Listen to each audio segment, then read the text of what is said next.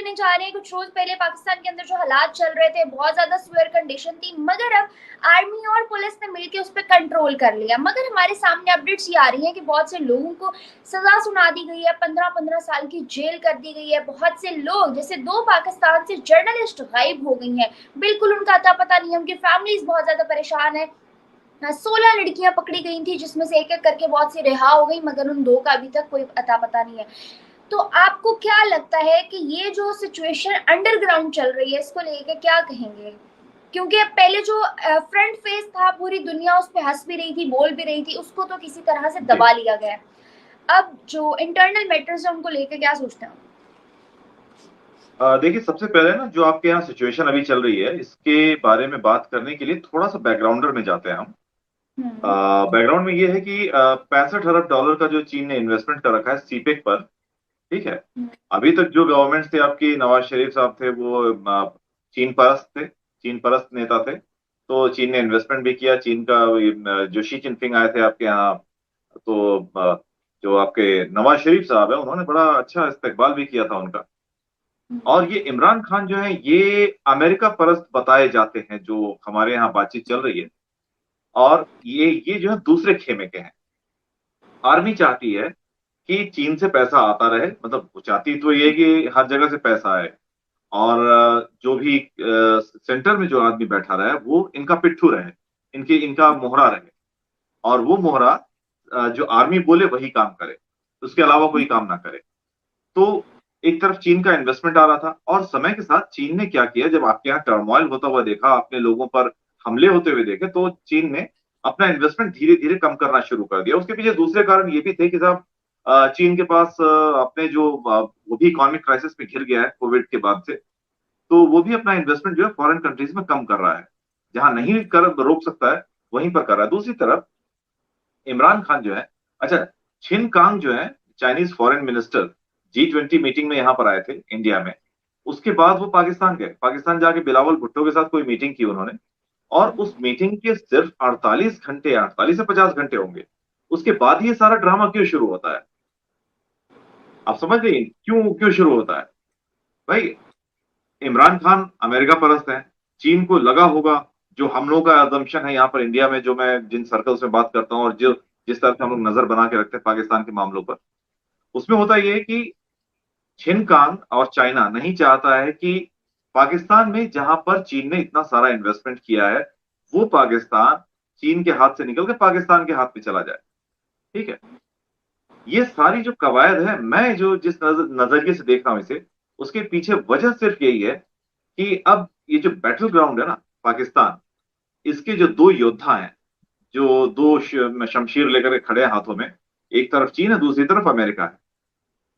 चीन जो है अमेरिका की जगह वर्ल्ड पावर के तौर पर लेना चाहता है, जबकि वो तैयार नहीं है। और खैर, इस समय वो एक अलग चीज हो गया।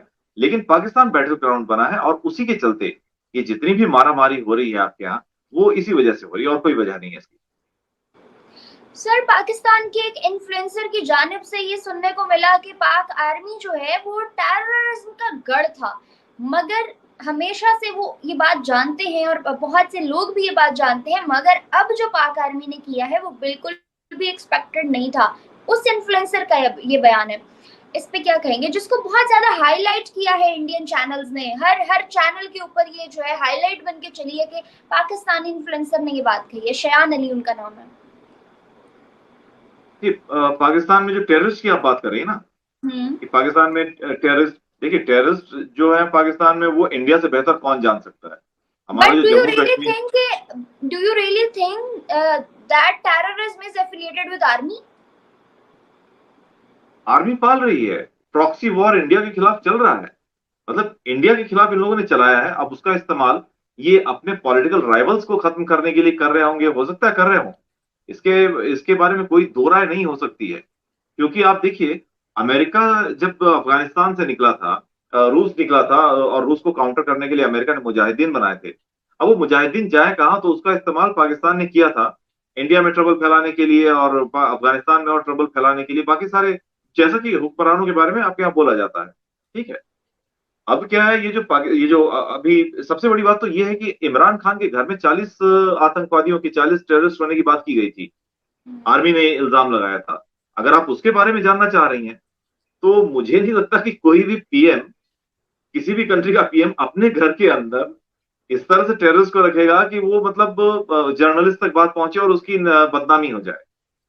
ऐसा कोई नहीं करेगा।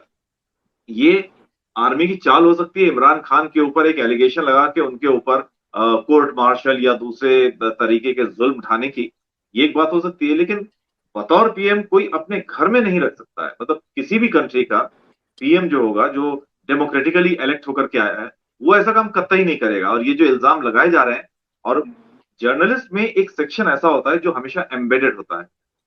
परदेश में भी जो जर्नलिस्ट वगैरह रहते हैं किसी मुल्क के, तो वो एम्बेडेड होते हैं। वो वहां के जो उस कंट्री के जो एस्पियोनेज नेटवर्क होता है उसके लिए काम करते हैं। ये बात हम सब जानते हैं। तो देश के अंदर भी, आपके मुल्क के अंदर भी इस तरह के काम करवाए जा सकते हैं। वो कोई बहुत बड़ी बात नहीं है। इन्होंने, आर्मी ने बोला होगा या जो भी पर्दे के पीछे बात हुई हो, उसके तहत इमरान खान के ऊपर इल्जाम लगाएगा। और मैं भी कुछ समय पहले आपके अपने किसी टेलीविजन चैनल पर देख रहा था कि आपके यहाँ को कोई जर्नलिस्ट इमरान खान के पूरे कोर्टयार्ड में जा रहा है। वहां पर वो उनके जो सिक्योरिटी गार्ड्स हैं वो लोग वहां मौजूद हैं। कोई सो रहा है, कोई क्रिकेट खेल रहा है, कोई क्या कर रहा है, लेकिन टेररिस्ट तो एक भी नहीं दिखा वहां पर भी। और जर्नलिस्ट वो गलत क्यों दिखाएगा? अगर किसी न्यूज चैनल के लिए वो काम कर रहा है तो वो गलत जानकारी नहीं देगा। तो ये जो मतलब आर्मी कि का इल्जाम, जी, आर्मी का जो इल्जाम लगाना है इमरान खान के ऊपर, वो उसकी पब्लिक इमेज को डिमीन करना है। ये बताना है पब्लिक में कि इमरान खान जो है एक टेररिस्ट परस्त आदमी है, और टेररिस्ट के साथ आर्मी के खिलाफ और पाकिस्तान के खिलाफ काम कर रहे हैं। इसलिए हम उनके ऊपर कार्रवाई कर रहे हैं, इसलिए पब्लिक भी उनके पीछे हो जाएगी। क्योंकि आर्मी ने कुछ समय पहले देखा था, जब इमरान खान को अरेस्ट किया जा रहा था, तो कितना बड़ा मतलब सैलाब आ गया था और 20 लोगों की जान चली गई थी उसमें। तो ये दिखाता है कि इमरान खान की पॉपुलैरिटी क्या है। दूसरी बात ये भी है कि लोग जो है आर्मी से पक चुके हैं। कोई भी आर्मी को अब देखना नहीं चाहता है आपके यहाँ। अभी तक तो सिर्फ आर्मी ही रूल कर रही थी ना। आर्मी ने अपने मोहरों को बैठा करके रूल चलाया है कंट्री का। लेकिन इमरान खान आर्मी के क्लचल से बाहर निकल के अपने दम पर शायद कुछ करना चाह रहे होंगे। ये बात आर्मी को रास नहीं आ रही थी, इस वजह से ये सारा ड्रामा किया जा रहा है। अच्छा, यहाँ पे मैं आपसे एक राज की बात पूछना चाहूंगी, ऑनेस्टली मुझे इसका जवाब दीजिएगा। इमरान खान जी बहुत ज्यादा फेवर करते हैं हर चीज में। इंडिया को देखो, पीएम मोदी को देखो, मोदी सरकार को देखो, सीखो उनसे कुछ, ये स्टेटमेंट बहुत दफा दे चुके हैं। दूसरी जानिब अभी तक, ये मेरा पर्सनल क्वेश्चन है, जितने भी लोगों से मैंने इंडियन से इंटरव्यूज किए, यकीन करें उनमें से 99% लोग 99% इमरान खान की फेवर में थे। Imran Khan is always there to India और अप्रिशिएट इंडिया, और इंडियंस जो है वो भी इमरान खान, और यही यही जो राब्ता है ना, इसको देखते हुए पाकिस्तानी हुकूमत ये कहती है कि ये इंडिया के कहे पे चल रहा है, इसलिए पाकिस्तान में कलेश मचाया हुआ है। अदर देन दैट, पाकिस्तान के अंदर अभी हमारे पास एक ये भी न्यूज आई थी कि पाकिस्तान में इमरान खान ने वो कर दिया, पाकिस्तान की इकोनॉमी, अवाम और इंफ्रास्ट्रक्चर के साथ, जो इंडिया 75 साल में ना कर सका। तो इन तमाम सिनेरियोज को देखते हुए क्या कहेंगे? देखिए, ये दिल बहलाने के लिए ख्याल अच्छा है ये गालिब, कि साहब इमरान खान, इंडिया और उनके बीच में एक नेक्सस या पर्दे के पीछे कोई बातचीत चल रही है। ये कहना बहुत मतलब हम तो खुश होंगे कि भैया एक पड़ोस के मुल्क का, जो कि हमारा दुश्मन मुल्क है, उसका पीएम हमारे कहे पर चल रहा है और वो हमारी तारीफें कर रहा है। तो सुनने में तो बहुत अच्छा लगता है। लेकिन ये अगर आप सही मायने में देखें तो इसका कोई वजूद है नहीं। इसके पीछे कोई कारण है नहीं, अगर आप ये जानना चाहती हैं। और दूसरी बात ये कि जो मोदी की वो तारीफ कर रहे हैं, मोदी की तारीफ आज पाकिस्तान ही नहीं कर रहा है, मोदी की तारीफ आज दुनिया कर रही है। अभी कुछ समय पहले एक सर्वे हुआ था, मैं पढ़ रहा था, उसमें 78 पॉइंट्स लेकर के मोदी नंबर 1 थे वर्ल्ड लीडर्स में, जहां पर ये आपके पुतिन भी हैं, जहां पर बाइडेन भी हैं, जहां पर शी जिनपिंग भी हैं, टर्की के एर्दोआन भी हैं। तो उसके बावजूद, इतने सारे नेताओं के होने के बावजूद भी मोदी जो है नंबर 1 पर चल रहे थे। और उन्होंने इकोनॉमी, जो इंडियन इकोनॉमी है, उसे तो बहुत बेहतर किया है। साथ में पिछले 8 वर्षों में अगर आप देखें, तो इंडिया का जो वर्ल्ड इमेज है उसमें बहुत ज्यादा इजाफा हुआ है। हम लोग कभी सोच नहीं सकते थे कि इंडिया की ये वर्ल्ड इमेज बनेगी। और ये किस वजह से हुआ है? मोदी जी 8 सालों में एक दिन की भी छुट्टी नहीं लिए। आज तक भी उन्होंने एक दिन की छुट्टी नहीं ली।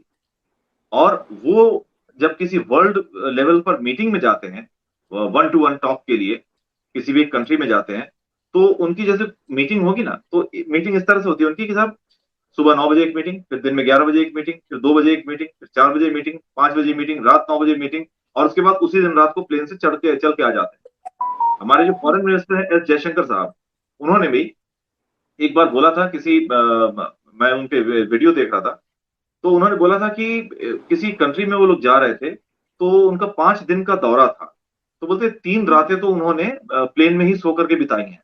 मतलब वो जब ट्रेवल कर रहे हैं उस समय प्लेन में सो गए, उठे, कपड़े चेंज किए, जाके मीटिंग हुई, एक मीटिंग हुई, 2 मीटिंग, एक एक दिन में 3 3 4 4 मीटिंग उन्होंने की। और जबकि हमारे पहले के पीएम जो जाते थे, वो एक मीटिंग आज होगी, दूसरी मीटिंग कल होगी, तीसरी मीटिंग परसों होगी, उसके बाद एक दिन हम आराम करेंगे। और जर्नलिस्ट को अपने प्लेन में भर भर के ले जाते थे, प्राइवेट चैनल के जर्नलिस्ट को, उन्हें महंगे गिफ्ट दिए जाते थे, उन्हें शराब की बोतलें दी जाती थी। इसलिए जर्नलिस्ट पहले के पीएम्स के बारे में बहुत अच्छा अच्छा लिखते थे, और मोदी की इतनी बुराई भी करते थे। मोदी की बुराई इसलिए कर रहे हैं क्योंकि मोदी साहब किसी को, मतलब दूरदर्शन जो हमारा सरकारी टेलीविजन चैनल है, उसके जर्नलिस्ट को ही बस लेकर के जाते हैं। बाकी अगर आपको आना है प्राइवेट चैनल से, आप तो अपने खर्चे पर आइए, हम नहीं लेके आएंगे आपको। और हमारी मीटिंग जो इतनी टाइट होंगी, हम हमारे मुल्क का एक भी पैसा बर्बाद नहीं करेंगे कहीं। अगर हम एक दिन में 3 मीटिंग करके काम पूरा करके एक दिन में ही वापस आ सकते तो हम क्यों नहीं आए।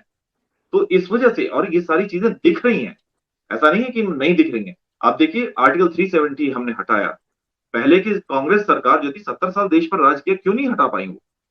उनमें विल पावर नहीं था, या फिर वो ईमानदार नहीं थी। मोदी साहब ने जब किया ये काम, तो किस तरीके से किया आप देखिएगा, यूट्यूब पर वीडियो भरे पड़े हैं उसके कितने। जबकि जो हमारे राज्यसभा है ना, क्या बोलते हैं उससे अंग्रेजी में, अपर हाउस, अपर हाउस में हमारे उतने बीजेपी के उतने मेंबर्स नहीं है जितने लोअर हाउस में लोकसभा में है। बावजूद इसके उन्होंने 370 आर्टिकल लागू किया, और किस मुश्किल से किया। और आज देखिए कश्मीर की हालत एकदम बदल रही है। पहले सिर्फ पत्थरबाज और गोलियां चलाने वाले टेररिस्ट होते थे, फौज का राज होता था, आज वहां पर G20 जैसे मीटिंग्स हो रही हैं। हमारे ऑपोजिशन के लीडर राहुल गांधी वहां जलसे कर रहे हैं, मतलब वहां पर पब्लिक में जा करके मिल रहे हैं लोगों से। तो ये मोदी साहब ने काम किया है, इनकी पूरी कैबिनेट उनके साथ खड़ी रही। तो और इसके लिए अगर इमरान खान साहब तारीफ करते हैं तो वो जेन्युइन तारीफ है। मतलब मैं इसलिए नहीं बोला क्योंकि मैं इंडियन हूं, आप देखिए उनके काम, आप देखिए। तो इस वजह से मतलब मोदी साहब की इतनी तारीफ हो रही है और इंडिया की तारीफ हो रही है। पंकज जी, आपने यहाँ पे G20 का जिक्र किया, कश्मीर में होने वाली, ये भी एक बहुत बड़ा इतिहास खड़ा हुआ है फिलवक्त पाकिस्तान में, कि हर पाकिस्तानी पॉलिटिशियन की जुबान पे ये बात है कि G20 कश्मीर में ही क्यों। अदर देन दैट इंडिया भी इस चीज को लेके काफी इनसिक्योर हो गया है कि पाकिस्तान की तरफ से कभी भी हमला हो सकता है, क्योंकि बहुत से न्यूज चैनल पे उन्होंने मैसेज देने की कोशिश की है टर्की को कि आप लोग एक मीटिंग तो वहां अटेंड कर आए हैं, दूसरी के लिए हम आपको वार्न कर रहे हैं मत जाइएगा, हमारे साथ ताल्लुकात खराब हो जाएंगे। चाइना भी आपके सामने नहीं आया, पाकिस्तान से दोस्ती निभाते हुए, या पता नहीं क्या क्लैशेस तो उनके हमेशा चलते रहते हैं। तो इन तमाम सिनेरियोज को देखते हुए क्या कहेंगे कि क्या सिक्योरिटी इश्यूज वहां फेस करने पड़ सकते हैं बिकॉज ऑफ पाकिस्तान इंडिया को कश्मीर के अंदर? देखिए सिक्योरिटी इश्यूज हो जरूर सकते हैं, लेकिन वो पाकिस्तान की फौज से नहीं है, पाकिस्तान के टेररिस्ट से हैं। फौज, मैं आपको अगर ओपनली आप पूछें तो मैं यही बोलूंगा, पाकिस्तान की फौज में अभी इतना दम नहीं है कि फर्स्ट हैंड आकर के लड़ाई लड़ लें। वो प्रॉक्सी वॉर ही लड़ सकते हैं, यही उनकी काबिलियत है, इससे ज्यादा वो आगे बढ़ नहीं सकते। क्योंकि 1948 में एक जंग हुई थी, उसमें हारे। 1965 में हुई थी, लाहौर में एक पुलिस स्टेशन में जो झंडा फहरा है, मेरे पास कुछ किताबें पड़ी होंगी, मैं कभी उसकी फोटो आपको भेजूंगा। शास्त्री जी वहां खड़े होंगे अपने बेटे के साथ, और तिरंगा वहां पाकिस्तान के अंदर लहराया हुआ है। 1965 की बात कर रहा हूँ। 1971 में बांग्लादेश बन गया, फिर 1999 में कारगिल वॉर हुआ, उस समय भी आपने देख लिया। तो 4 4 जंग हुई हैं।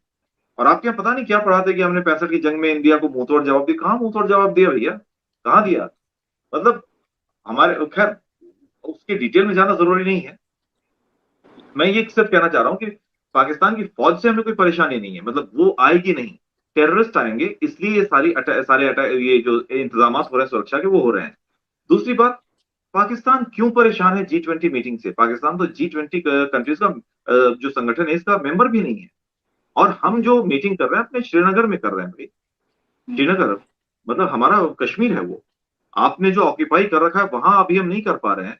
हो सकता है जल्दी सर वहां भी आपका करें, कश्मीर लेकिन नहीं है, आपका कश्मीर नहीं है, वो हमारा कश्मीर है और एक दिन हम लेके रहेंगे। अच्छा, ये भी एक ख्याल अच्छा है कहने सुनने के लिए, लेकिन वो कश्मीर, पूरा जम्मू कश्मीर देखिए आप, जब 1947 में जो राजा हरि सिंह ने इंडिया के साथ एक करार किया था, आप जाके डिटेल्स वगैरह पढ़ें तो उसमें पता चलेगा कि कश्मीर ने मतलब हमारे साथ आना अपने अपनी मर्जी से तय किया था कि हम इंडिया के साथ रहेंगे। बाद में कबाइलियों के भेष में आपके जो फौजी हैं वो आकर के अटैक किए, फिर AN-12 में भर के हमारे यहाँ सरदार वल्लभ भाई पटेल हमारे होम मिनिस्टर थे, उन्होंने हमारी फौज को भेजा, तब जाकर के वहां पर जहां तक हम रोक सकते थे रोके। उसके बाद फिर वो जो नेहरू साहब ने ऑल इंडिया रेडियो से सीज फायर, मतलब दुनिया में पहली बार हो रहा है कि साहब जीती हुई फौज सीज फायर बोल रही है, वो बोला उन्होंने। ये सबसे बड़ा, मतलब मैं क्या बोल रहा हूँ, इसे बेवकूफी ही कहा जाएगा और कुछ नहीं कह सकते। बट एनीवेज, G20 मीटिंग के अगर आप बात कर रहे हैं, तो हम जो सुरक्षा के इंतजाम हो रहे हैं वहां पर, वो सिर्फ पाकिस्तान की तरफ से आने वाले टेररिस्ट के हो रहे हैं। दूसरी चीज, जो आपने टर्की की बात की, टर्की जो है हमारा दुश्मन था, वो भी आपका साथ दे रहा था जम्मू कश्मीर मुद्दे पर, यूनाइटेड नेशंस में चीन और पाकिस्तान के साथ एक मंच पर खड़ा था टर्की। लेकिन उसकी भी इकोनॉमिक कंडीशन देख लीजिए क्या है आज। इकोनॉमिक कंडीशन एकदम बदहाल है। वहाँ इन्फ्लेशन रेट मतलब 100% से ज्यादा, बल्कि कई गुना ज्यादा बढ़ गया। मुझे भी डेटा याद नहीं आ रहा है, लेकिन कई गुना ज्यादा इन्फ्लेशन रेट बढ़ चुका है। और अभी जो भूकंप आया था वहां पर, जलजला आया था जिसमें कि हमने उसे मदद भेजी थी, बावजूद उसके कुछ उसने उल्टे सीधे कमेंट्स वगैरह किए थे।